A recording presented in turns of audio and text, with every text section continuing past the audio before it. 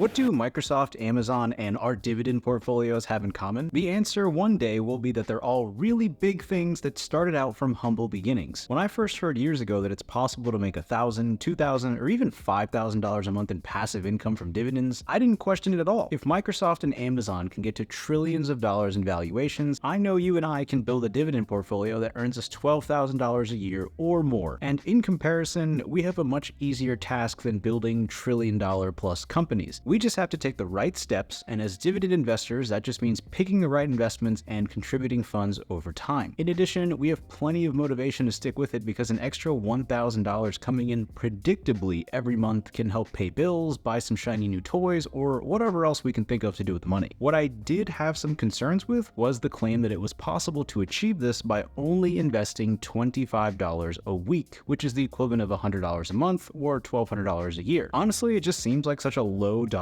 amount. How is it possible to go from investing $1,200 a year to earning 10 times that, or $12,000 a year in passive dividend income? No, the answer is not stealing DVD players from trucks on the highway. If you've watched some of my other videos or videos from other content creators, you're familiar with compound interest, which is where the interest you earn also earns interest. For example, let's say you invest $100 and that money has a yearly interest of 5%. That means at the end of 1 year, that $100 would now be worth $105. If another year goes by and the interest rate is again 5%, the $105 would then be worth $110.25, which is 25 cents more than what we would have if we were just earning interest on the original $100 for 2 years. If we continue this for a long enough time period, this starts to snowball to larger and larger dollar amounts. So the overall concept checks out, but there is something hidden that is only revealed once we look at the data. Let's get into the charts and we'll visualize getting to $1,000 a month in dividends with $25 invested a week using 3 popular investment options. These are the S&P 500, which has an impressive track record of overall returns, and we'll be using the ETF VOO with the dividend yield of 1.33%, SCHD, a very popular dividend-oriented ETF with a dividend yield of 3.5%, and JEPI, a newer dividend option that uses a covered call strategy to generate higher yields for income-oriented investors with a current yield of 7.4%. But the investments themselves and the dividend yields aren't the only thing we're going to need. That's because the ETFs mentioned earlier work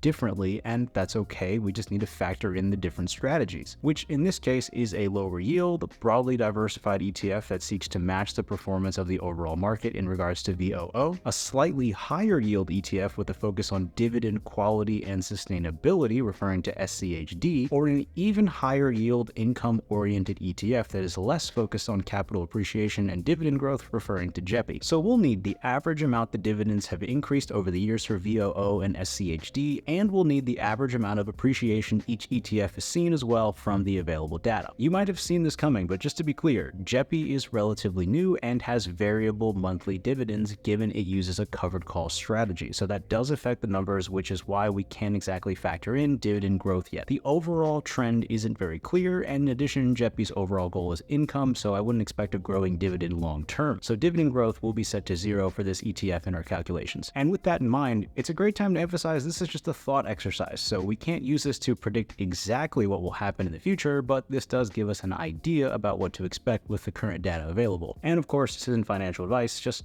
fun math. Now that we have the information, let's plug it into our calculator and see how long until we're collecting significant dividend cash flow, starting with an initial investment of about $1,000. Our calculator also accounts for a 15% dividend tax rate, but feel free to run your own numbers for your unique situation, and I'll leave a link in the description down below to the calculator I used in this video. From the chart, we can see that VOO, with a dividend yield of 1.33% and a 10-year average yearly return of 12.37% and a dividend growth rate of 4.65% for the past 5 years, or 0.93% a year, would give us a portfolio that after 40 years would be worth over $1.6 million. But it takes just over 35 years to get to over $12,000 in yearly dividend income, and another 5 years to double that dividend income to $24,000 a year. So it is possible, with a lot of assumptions being made, of course, to get to these dividend milestones with just $25 a week using something tried and true like the S&P 500. But I get it, 35 years is a long time. Maybe the other 2 ETFs will give us a better better shot of actually enjoying our wealth while we still have a good chunk of our time to do it. Moving on to SCHD, with a dividend yield of 3.5% and a 10-year average yearly return of 10.9% and a dividend growth rate of 11.8% for the past 5 years, or 2.36% per year. At the end of 40 years in this simulation, we end up with an ending balance of $3.3 million.